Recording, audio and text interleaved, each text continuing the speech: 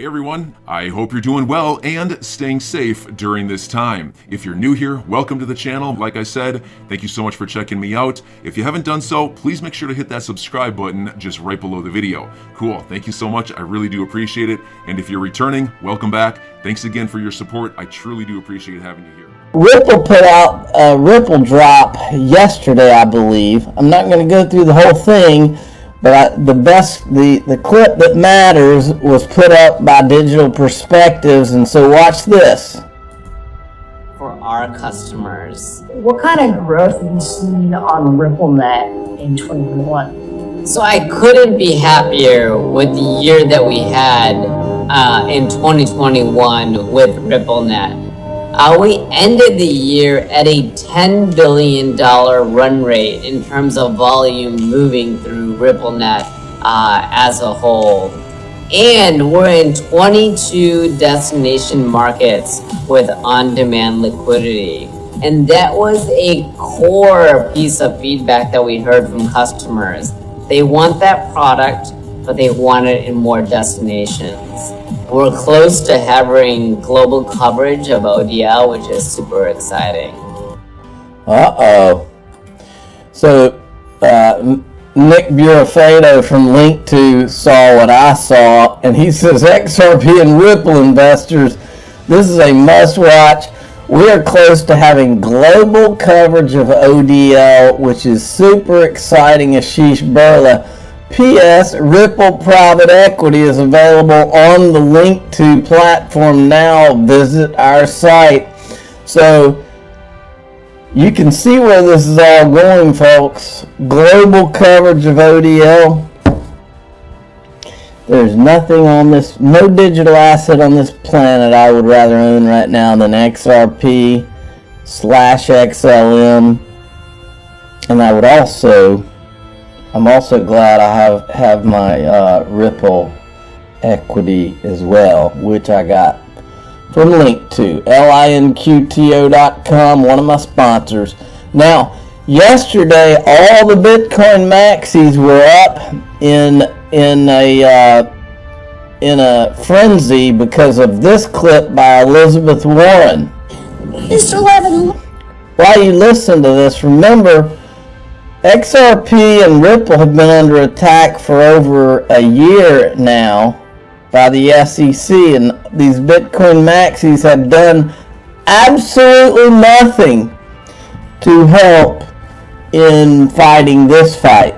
So keep that in mind as you watch this. Mr. Levin, let's consider and by the way, I consider Elizabeth Warren to be a bad guy all the way around.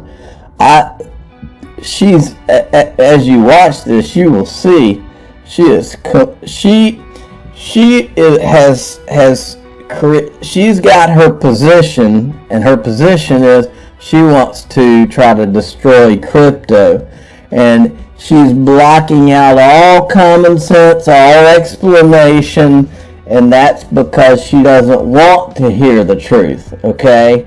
Not interested in the truth, and that's how all these people are. Okay, so I'm on the Bitcoin maxi side on this. She's a bad guy. I agree. It's too bad that you people never once tried to defend anything about Ripple and XRP and what's been going on. And John Deaton has told you all of you from day one that this is going to affect all of you, and now they're coming for you. And so, even though you deserve what you're getting at this point, we're here fighting the fight. We're going to continue to fight the fight. I want a level playing field for Bitcoin, Ethereum, XRP, Dogecoin, whatever, Shiba Inu. I want a level playing field for all of it. Just because you Bitcoin maxis did not want a level playing field for XRP does not mean we won't be here fighting the fight, because it's everybody's fight, and that's what John Deaton's been trying to say. His cronies, who already has $1 billion or so in crypto, that he wants to hide from the governments that are enforcing sanctions on. Right, let me correct myself. It's not everybody's fight. I'm beginning to think that the fight is actually all of crypto versus Ethereum, because I'm beginning to think, putting all this together, that the same forces that gave Ethereum the free pass and that went after Ripple are also now coming for Bitcoin and probably the rest of the industry, so that the whole crypto industry can be built on Ethereum. That's what I'm starting to think. So you Bitcoin maxis, you ought to be getting nervous and starting to help the fight. Oligarchs.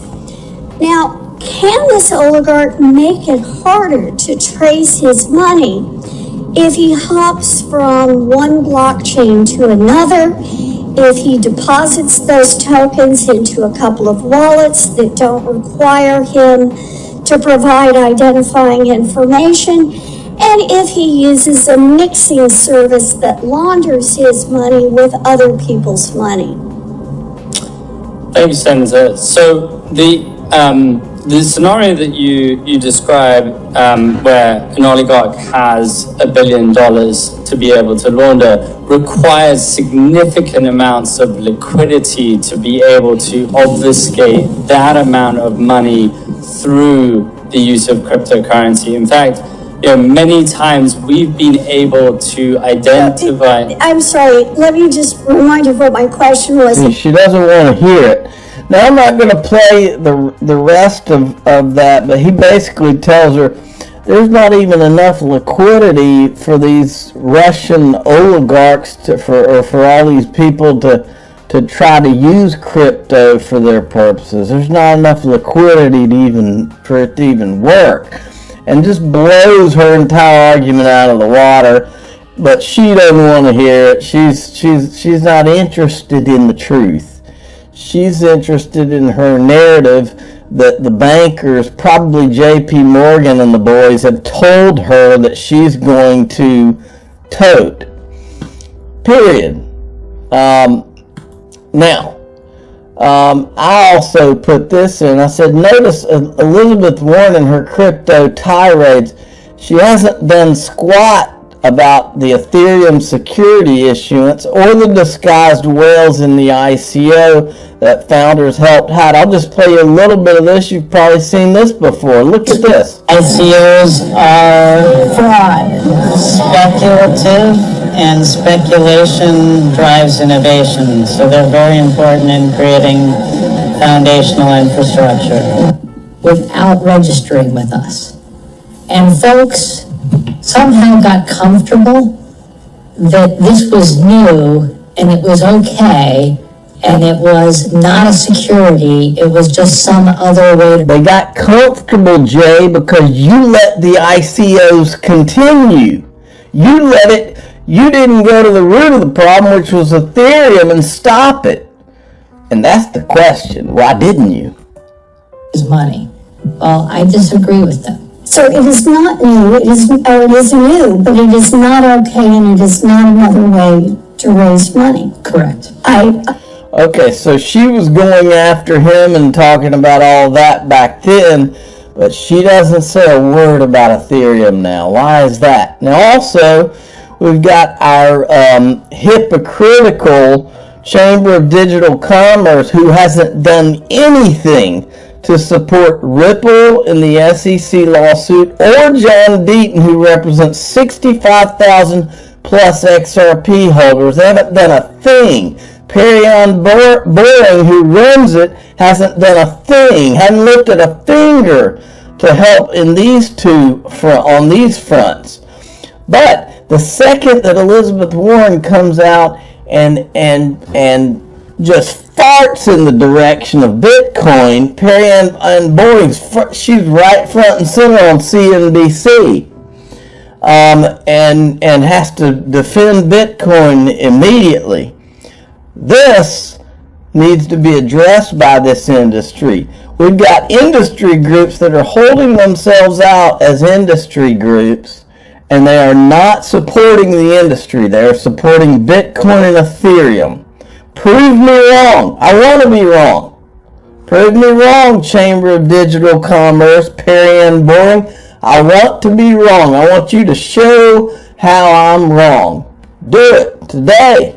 So give John Deaton a call. Get on board. Okay, this guy had tweeted this out. Time to call your elected officials. Now, they're talking about this Bitcoin thing. Now, I'm starting to put all this together in my mind. If you remember, just last week, the EU was about to propose legislation or something to ban Bitcoin. You remember that? Now, this week, we've got Elizabeth Warren going after Bitcoin. So I'm sitting here, my wheels are turning, and I'm wondering if the same people behind the Ethereum free pass, and you remember, I think I showed you a tweet yesterday where that Patrick Byrne guy said the Ethereum guys have been working with these same people at the EU that were proposing the ban on Bitcoin last week. He said that these same people have been working with them from day one. And so now I'm piecing all this together. Are the same people who engineered the Ethereum free pass and who sued Ripple, who wanted to sue Ripple, are the same people now trying to engineer something against Bitcoin? You Bitcoin maxis, you might want to quit listening to all, you might want to quit watching all these Bitcoin maxi BS shows where they're trying to show you charts about Bitcoin and what they predict it's going to go to, and start paying attention to what's really going on with XRP YouTube channels, because we're the only ones I can tell that are actually telling the truth about what's really going on. Alright, moving along. Speaking of, that CoinDesk was gushing about this Aaron Wright guy in a tweet. Meet our Consensus 2022 speaker, Aaron Wright. He's the co-founder of this and da-da-da. He also played a role in helping Ethereum launch. Let me give you another thing he did. He was involved in the Brooklyn Project, which was what according to Charles Gasparino, Andrew Keys back in 2018 told him that the Brooklyn Project was sanctioned by the SEC and the CFTC, and this guy was one of the ones working on the Brooklyn Project with those guys. They are the ones partially responsible for the Ethereum free pass and everything that happened around it.